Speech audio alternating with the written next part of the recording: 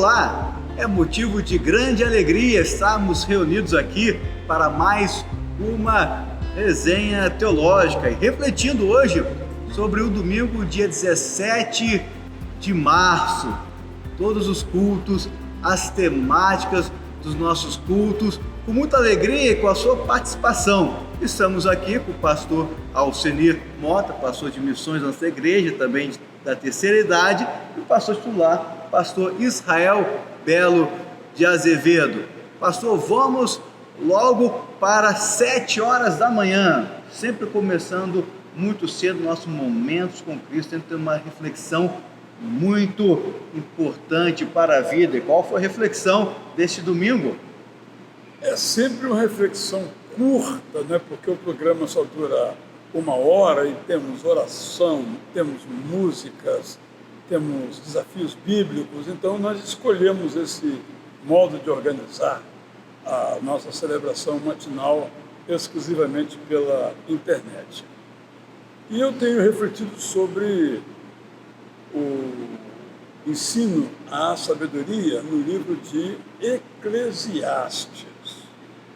Então eu li no capítulo 11, falando sobre como é que nós alcançamos a sabedoria. Eu cada vez mais me convenço que a Bíblia toda foi escrita primeiro para dizer que Deus nos ama e segundo para nos ensinar a viver. E aí eu mencionei o fato de Eclesiastes, quando ele deixa bem claro que nós temos que fluir a vida o que ela tem de melhor. Tenho pensado muito sobre isso, né? Eu não vou ser feliz amanhã.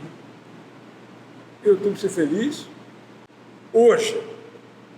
Não sei se amanhã estarei vivo. Esse realismo do livro de Eclesiastes às vezes é um pouco assustador, mas é como a vida é, né? E aí eu desenvolvi um pouquinho a ideia da relação entre liberdade e santidade. Então, basicamente, as pessoas acham que a santidade nos tira a liberdade. E eu entendo que, ao contrário, nós somos chamados para a liberdade. E a liberdade bem exercida gera santidade. Porque eu sou livre para fazer o que é certo e o que é errado. Mas quando a minha liberdade está em conexão com o Deus eterno, vai gerar em mim santidade. Eu penso que a maioria das pessoas não tem essa perspectiva, essa visão, e pensa que a santidade é um fardo, porque ela nos tolhe a liberdade. Eu não tenho esta visão. Pelo contrário, quanto mais eu vivo, mais eu percebo que a liberdade, ela nos encaminha para uma vida feliz. Por quê? Eu sou livre, mas eu penso em todas as consequências. Esse é o problema das pessoas que não captam a ideia da consequência dos seus atos. Eu vou ler aqui o texto, vocês podem comentar.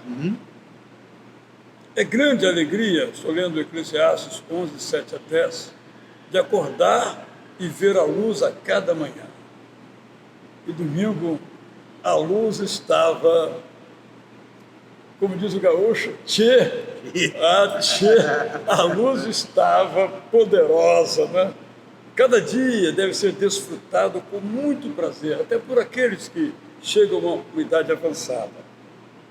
Todos, no entanto, devem se lembrar, nem sempre a vida é fácil, afinal, tudo é passageiro. Por isso, jovem, alegre-se agora, desfrute o máximo de alegria enquanto pode, busque o que lhe dá prazer, sem medo. Mas não se esqueça que precisará prestar contas a Deus de tudo o que fizer. E o texto prossegue. Esse é o sentimento, eu sempre digo isso, né? Se eu, Israel, soubesse que os conselhos, as promessas, os mandamentos de Deus são para o meu bem, eu saia correndo para a obediência. Mas a gente, não, isso aí é... E aí a gente paga um preço muito alto. Essa é a ideia de Eclesiastes, um livro que as pessoas consideram pessimista, mas é a descrição da realidade da vida. Eu me lembro, dentro dessa temática, de um filme que teve uma repercussão, uma fama muito forte nos anos 80, o nome é Curtindo a Vida Adoidado, que é quando um jovem, ele, quando acorda, ele não quer ir para a aula, ele vai matar a aula, ele engana seus pais, fingindo que está doente, com seus pais saem de casa, ele vai com seu amigo e com a namorada, vão curtir então em Nova York, passear, pega o carro do pai do amigo, escondido também, e toda aquela coisa para mostrar que foi um dia muito bom, porque ele não foi à aula, e o tempo todo caçoando dos amigos que vão à aula, que fazem tudo direitinho, e esse filme tem uma repercussão muito grande, uma influência em muitas pessoas também, que é da minha geração, essa questão do curtir a vida adoidado, com aquela irresponsabilidade tão grande, e também quem fez o papel principal mostra bem toda essa irresponsabilidade. Como que nós vamos então lidar com a questão do desejo, né? Se nós temos desejos, aqueles desejos de que, no meu pensamento, curtir a vida ter aqueles desejos até errados quanto à Bíblia, ou os desejos que são santos, os desejos que, conforme a Bíblia, tem todo o respaldo, que eu posso realmente curtir essa vida e tendo toda essa alegria, toda essa felicidade. Como que eu posso trabalhar essas duas questões? Eu tenho pensado muito sobre, olha, uma palavra, uma única palavra que defina o que é felicidade, o que é serenidade, o que é santidade. E eu tenho pensado essa semana que é a palavra conexão. Quando a gente tem conexão com o Deus eterno, eu penso que tudo em nossa vida é diferente.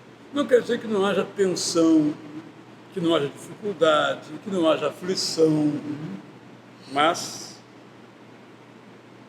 penso que aí as coisas caminham bem. Acho que esse é um ponto. Eu nem colocaria a Bíblia em primeiro lugar. Eu colocaria a sabedoria, que é claro, vem da Bíblia. Mas se a pessoa não leu a Bíblia, vamos pensar na sabedoria. Ora, eu curto a vida adoidado. E aí eu quero andar a 140. Meu carrão, 140. Mas eu sou suficientemente inteligente para saber que primeiro pode não acontecer nada. Ok, eu sou estimulado a, mas pode ser que eu seja multado, parado e me envolva num acidente de consequências que podem ser graves ou até mesmo fatais. Ninguém precisa me dizer isso. Eu estou vendo isso. Eu sei disso. Então, eu sou inteligente. E a terceira coisa, assim, desorganizadamente, é o desejo. O nosso desejo, em síntese, alguns aqui não vão concordar comigo, o nosso desejo é mau. O meu desejo é ser melhor do que os outros, o meu desejo é fazer melhor do que os outros, o meu desejo é, seja o que for, curtir a vida, ter dinheiro. Esses desejos, em todos os campos da vida, não são bons porque eu sou um pecador. É difícil as pessoas hoje entenderem essa dinâmica, mas entre fazer o bem e fazer o mal, eu naturalmente vou escolher fazer o mal. é a queda do ser humano. Nós somos pecadores. E aí, eu gosto de uma expressão que eu usei uma vez, nós temos que pastorear os nossos desejos. E aqueles que são filhos de Deus são guiados pelo Espírito Santo de Deus. Para mim, é o resumo da ópera, voltamos à palavra conexão. Pastor Alcenir, Eu acho que Paulo, Samir e Israel, ele resume muito isso quando ele escreve lá em Coríntios que todas as coisas me são lícitas, mas nem todas me convêm.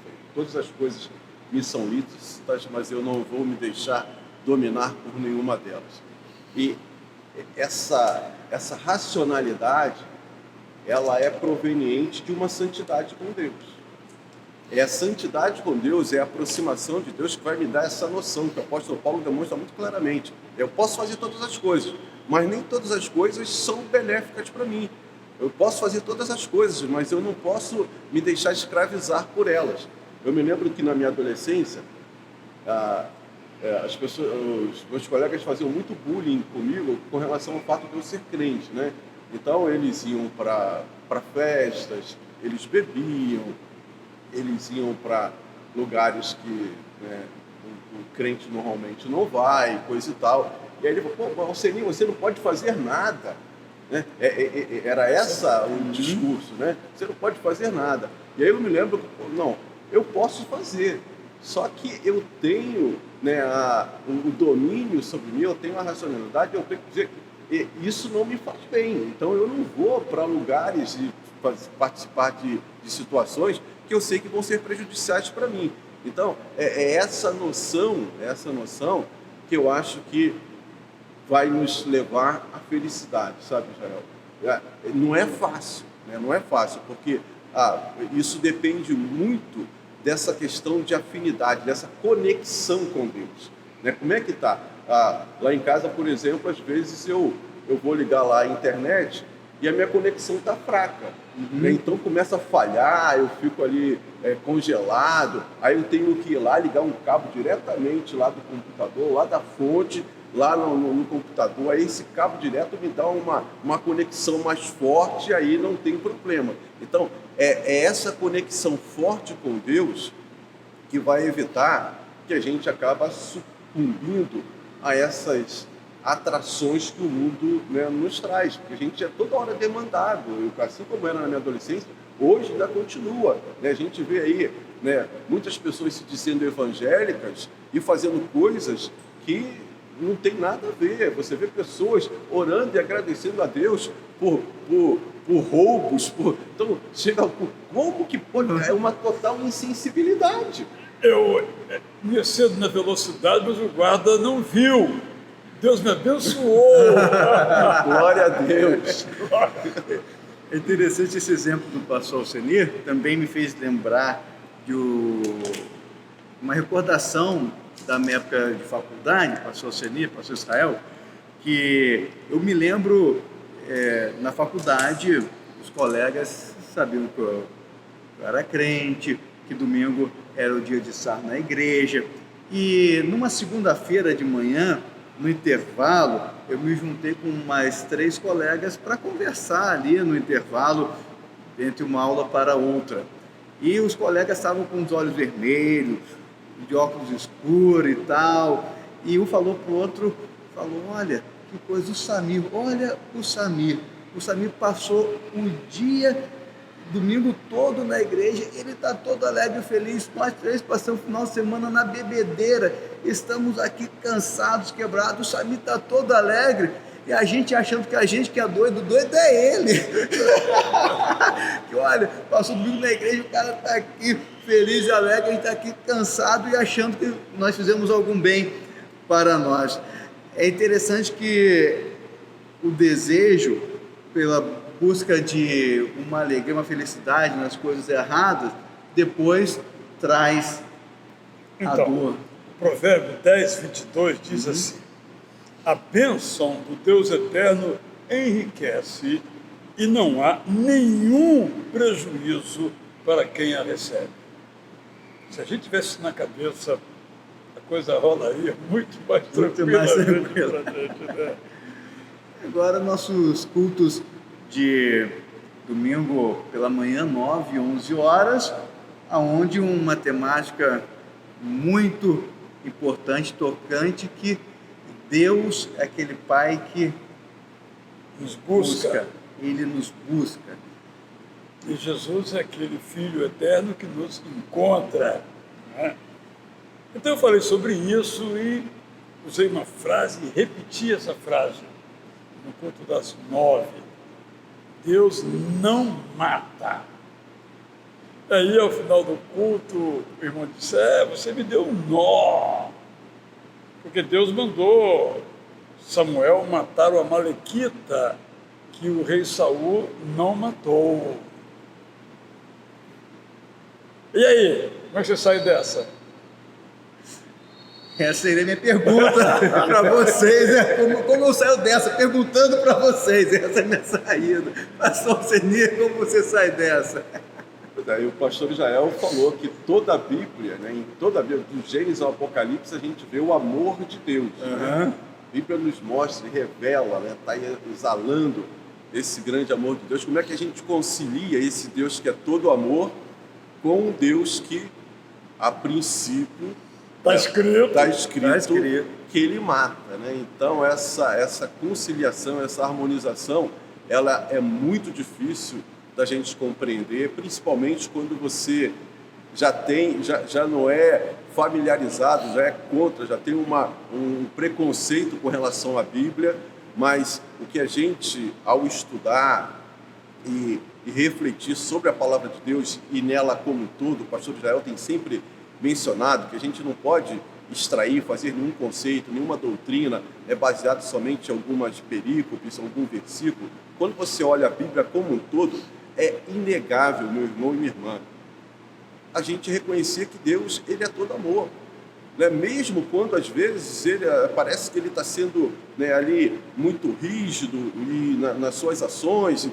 Não tem como, é esse Deus que vai se revelando, né, e atuando de forma diferente, às vezes, ao longo da história. Mas o que a gente percebe no todo é que todas as ações de Deus, elas são provenientes dessa gênesis que é o amor. Então, quando você estuda ali, por exemplo, a passagem do filho pródigo, que aqui a gente ouviu já né, no aniversário da nossa igreja, né, aqui reflexões sobre ele, ali ilustra muito bem isso, né, aquele filho que estava ali completamente perdido, que merecia a morte. Né, ele foi contra o pai, ele negou todo o amor e o carinho, mas ele, ao reconhecer a sua situação, ele volta e, ao invés de ter uma repreensão do pai, ele encontra um braço aberto, ele encontra um beijo, ele encontra um acolhimento. É esse Deus todo amoroso que é a gênese do nosso pai, é o pai que ama. Então, Samir, mesmo... Só um ponto, um raciocínio que você me fez pensar, você diz assim que o pai da parábola do filho perdido, ele não recrimina o filho perdido, ele recrimina o filho mais velho. Mas a história, se continuasse, talvez o pai chegasse para o filho perdido, agora encontrado, e dissesse: ei, meu garoto, o que você tirou de conclusão disso tudo aí? Né? Ele então disciplinaria o seu filho, nesse sentido, nem porque o caso, como o filho se arrependeu, ele não tem que dizer tripudiar, né? Mas o que você aprendeu disso? O que você vai passar para os seus filhos sobre isso? Possivelmente o filho dissesse: pai, primeiramente, tu és realmente cheio de amor, muito obrigado. Eu não merecia nada, mas fui amado por ti, muito obrigado. E segundo, eu fui um cara totalmente egoísta e irresponsável. Paguei um preço que eu nunca imaginei. Pronto, o pai cumpriu a sua função pedagógica. Só esse aspecto aí da nossa imaginação, né? Porque essa história de Jesus é um convite também à nossa imaginação, que é uma história curta, né? E não tem uma lição de moral no final, né? Quando Jesus, às vezes, conta algumas histórias, né? A história de Zaqueu, que não contou, é real, né? Eu vim buscar e salvar quem estava perdido. Mas a parábola ou a história do filho pródigo não tem uma uma lição de moral, uma conclusão, né? Nós é que temos que chegar a essa conclusão. Só que fazer esse... É isso, chamado Samir e Israel, reconhecendo a dificuldade dessa harmonização, mas não tem como você, ao estudar toda a Bíblia, vendo passo a passo, Deus se revelando, você tem aqui esse exemplo da cruz, né, Samir? Quando Jesus está ali no meio de dois malfeitores, e a gente pode imaginar o que esses caras fizeram, porque Jesus estava ali sem ter feito nada para merecer estar na cruz, mas quem morria e era condenado à cruz porque tinha feito coisas muito ruins, era um cara muito corrompido. E você tem aquele cara que está ali, que merecia a morte, que já estava condenado pelo ser humano, mas que tem Jesus Cristo ali, a sua absolvição, né, quando ele se arrepende. Hoje mesmo estarás comigo no paraíso. Então é esse Deus que é inegavelmente, meu irmão e minha irmã, todo amor. E a gente precisa ter isso bem enraizado nos nossos corações, porque às vezes a gente fica, mas eu cometi muitos pecados e eu não mereço. Não, mas o Deus que nós servimos, Ele é um Pai de todo amor, e a gente pode, né, voltar para a casa do Pai com a certeza de que vamos ser muito bem recebidos. Sobre essa questão do Antigo Testamento, Novo Testamento, eu quero então trazer aqui algumas linhas para nos ajudar a refletir sobre isso. Eu há muitos anos tive câncer e o médico me operou e eu estou aqui. Mas para me operar, ele fez loucuras no meu corpo, cortou tudo, tirou tudo para fora, jogou pedaços de mim no lixo e eu estou vivo. Então, eu acho que esse é um raciocínio que a gente tem que ter em mente, que às vezes um mal menor tem que ser feito para que se alcance um bem maior. Imaginemos claramente uma pessoa que, por alguma razão, o seu pé, ou mesmo até a sua perna, está com uma gangrena. Só tem uma maneira de essa vida, não apenas a perna, ser salva. Nesse caso, o médico pode dizer, tem que cortar a perna. Você vai ficar sem perna. Eu vou arrancar parte da sua perna, mas você vai viver. Tenho certeza que se a opção nos fosse dada, você quer viver sem uma parte da perna ou morrer com toda a perna. Todos escolheríamos, arranca logo, doutor. Eu penso que esse raciocínio é só um raciocínio, nos ajuda nessa questão das mortes no Antigo Testamento. Tanto os cananeus, parte do povo cananeu, quanto de Acã, quanto do Amalequita,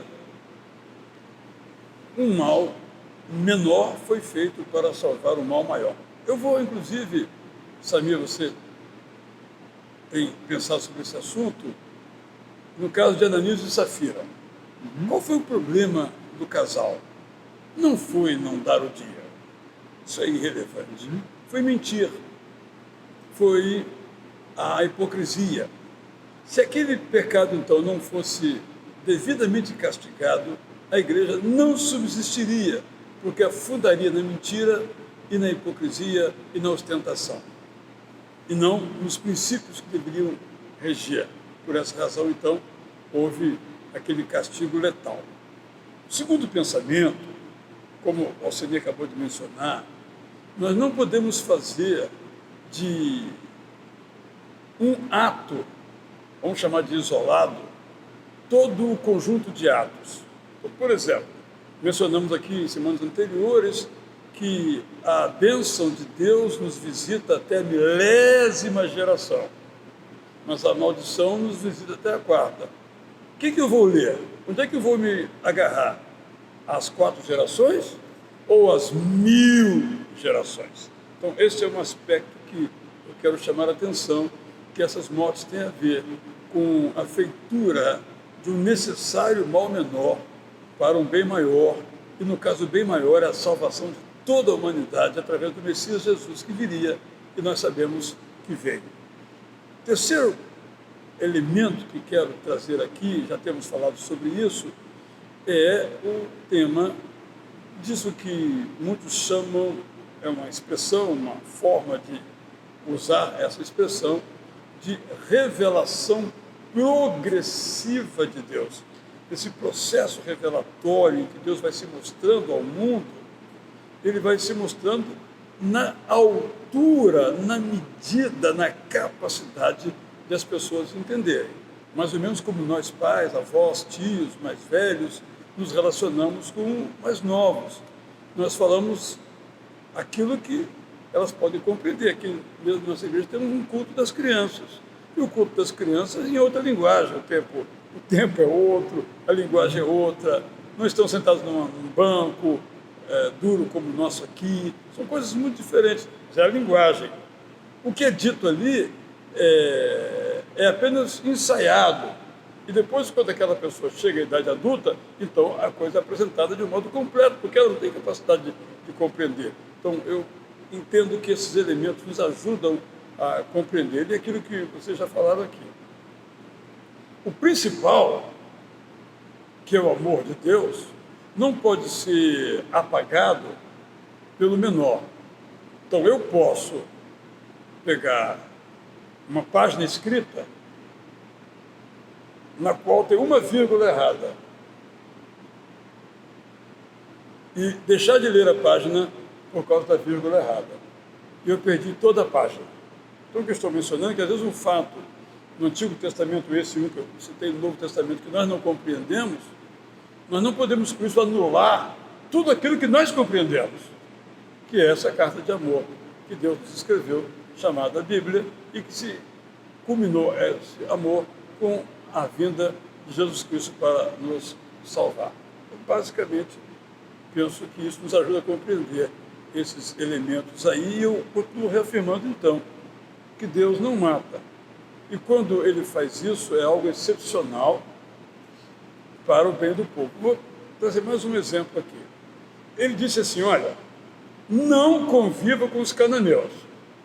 Se vocês continuarem convivendo com os cananeus junto de vocês, vocês vão cair na idolatria.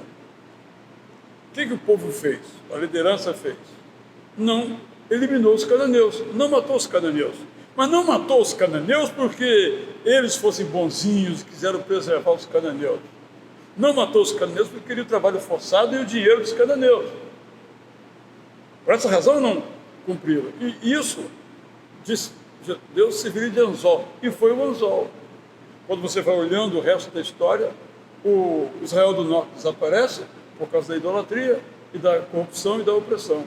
E o Israel do Sul também cai por causa da idolatria, da opressão e da maldade. E a idolatria é a mãe de todas essas coisas que eles aprenderam com os povos que tinham que expulsar e não expulsaram, por razões, por interesses, não ouviram a palavra de Deus e pagaram um preço. Esse é um ponto. Quando nós não obedecemos, nós pagamos um preço. Deus nem precisa fazer nada. Deus nem precisa fazer nada. Eu dirijo a 150 na estrada, Deus nem precisa fazer nada. Eu vou correr o sério risco de bater, ser multado e causar a morte. E Deus não fez nada, não foi Deus que me castigou, não. Foi a vida, a realidade da vida. Penso que é bom a gente considerar isso. Desculpe me alongar aqui nessa exposição, mas penso que o tema realmente requer muito cuidado de nossa parte. Com certeza. E 17 horas, continuando, então, sobre o apóstolo Paulo, né? E as mulheres. Bem, você pode ver lá, não vou repetir aqui os argumentos, porque eu acho que vale a pena a gente falar um pouquinho do estranhíssimo culto das 19 horas. Você não achou estranho aquele culto, não? Eu achei lindo o culto, né? Foi ali, a cereja do bolo foi aquela cerimônia de casamento e que veio ilustrar muito a questão daquele primeiro milagre de Jesus, quando ele comparece ali naquela festa e falta o vinho. E é muito interessante, Israel, saber a indagação que foi feita, né? Porque Jesus estava ali na festa e, ao surgir o problema, ele foi a solução. E aí a pergunta e a indagação, a provocação que foi feita é: e se Jesus não estivesse na festa? E aí, o que seria daquela festa, né? Ali com inúmeros convidados, cheio de pompa, os noivos ali todos alegres e tal, contentes, total felicidade, mas aí faltou o vinho, né? Um ingrediente importantíssimo desse tipo de encontro. E aí, o que iria acontecer?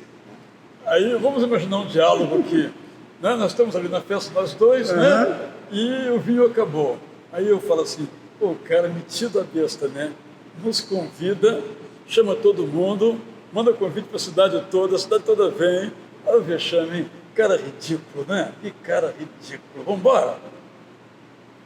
Fora também o sentimento da família, de quem preparou ali, né? Tudo como nós vamos fazer e agora, né?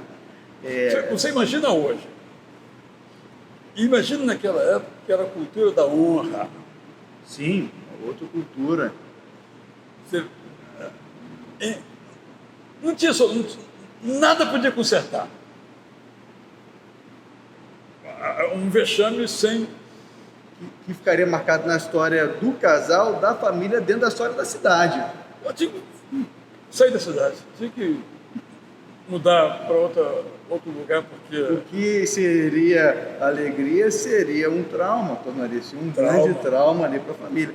Mas talvez muitos não estejam entendendo o porquê nós estamos falando de casamento no culto das 19. Explica então, aí. preciso fazer como eu fiz.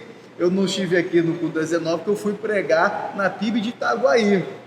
E quer dizer que eu fiquei curioso. Como teremos um casamento no culto das 19 horas? E eu fui lá então, no nosso canal no YouTube, e dei uma olhada e foi lindo demais. Tivemos o culto e no momento do culto nós tivemos então o casamento do nosso querido professor Vieira e a Gláucia.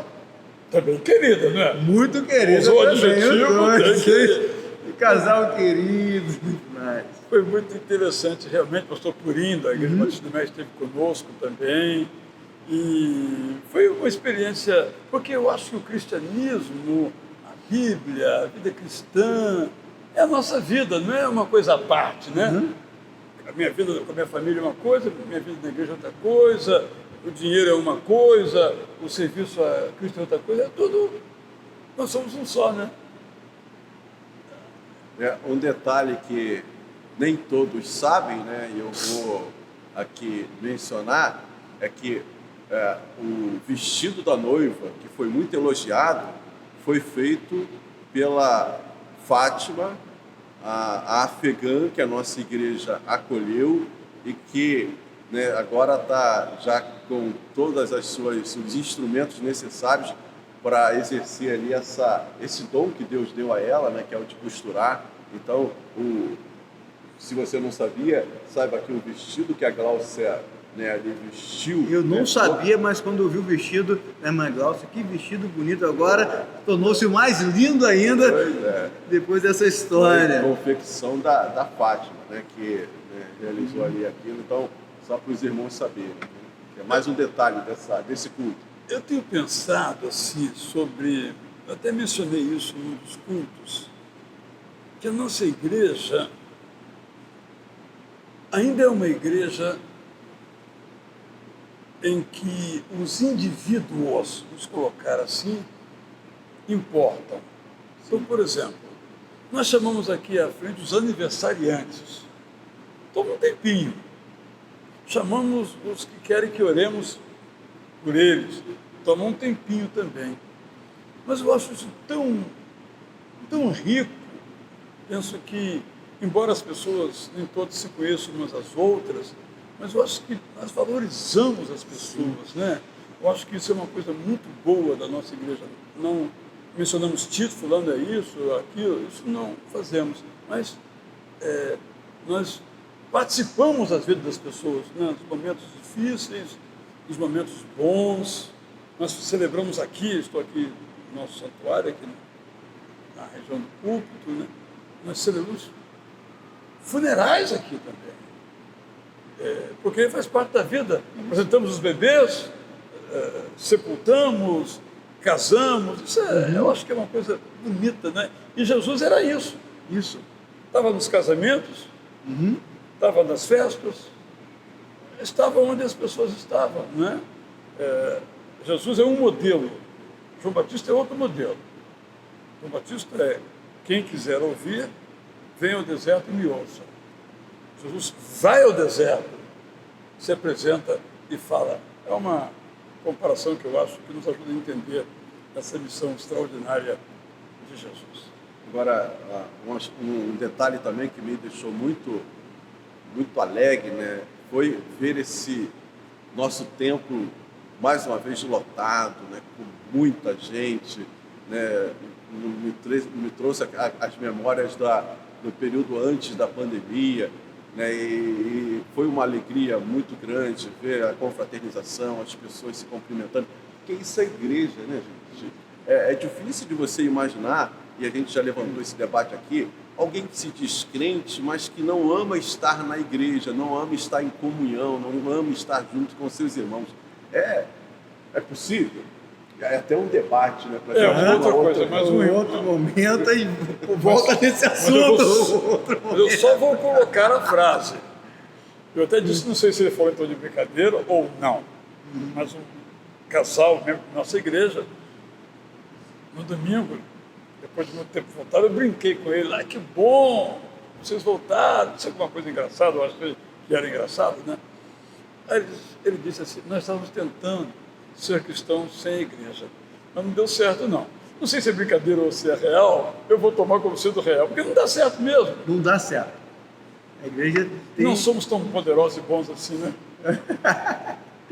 É a graça de Deus na comunidade, algo tremendo. E falando comunidade, falando alegria e festa, eu não posso deixar de destacar o nosso sábado. Nós falamos do domingo todo. Só falar que é só domingo. Mas eu vou pedir permissão. Abriu exceção. Abriu uma exceção. Sábado nós tivemos um jantar de celebração dos 88 anos da nossa igreja.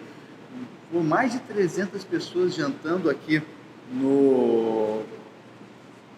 na quadra aqui do Batista, né, no ginásio. E foi um momento de muita alegria. E quem disse que crente não gosta de festa, que não faz festa, que não celebra, que não, né, está junto e de alegria, de rever irmãos, de conhecer novos irmãos. Então, um momento especial, como tem sido essas últimas semanas nossas, né, de celebrar a Deus, Deus que tem abençoado a nossa igreja há 88 anos. A gente tem que terminar, mas uma pessoa esteve comigo ontem, uma pessoa está chegando agora para a igreja e veio ao jantar. Ele disse o seguinte: eu nunca vi tanta harmonia, porque você falou, agora vamos ao jantar. Eu imaginei, vai ser uma avança.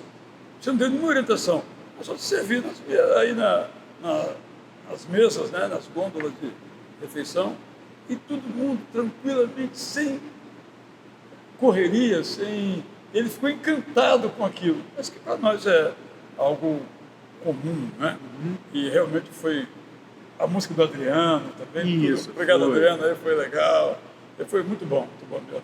Obrigado a todos, quero dizer isso, que cooperaram para que aquilo fosse possível. A administração da igreja, os voluntários, o pessoal da amizade, foi inesquecível. Foi inesquecível. Essas 2 semanas, né? Você vai ver a foto aí, vai ver uma das fotos aí, enquanto nós terminamos aqui a nossa resenha teológica.